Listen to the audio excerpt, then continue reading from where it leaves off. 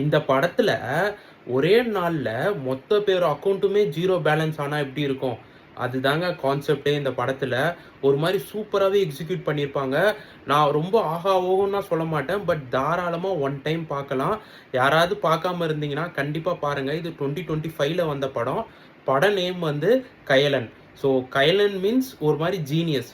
So ஒரு ஒரு genius hacker வந்து என்னென்னனா தண்ணி காட்டுறான் தமிழ்நாட்டுல.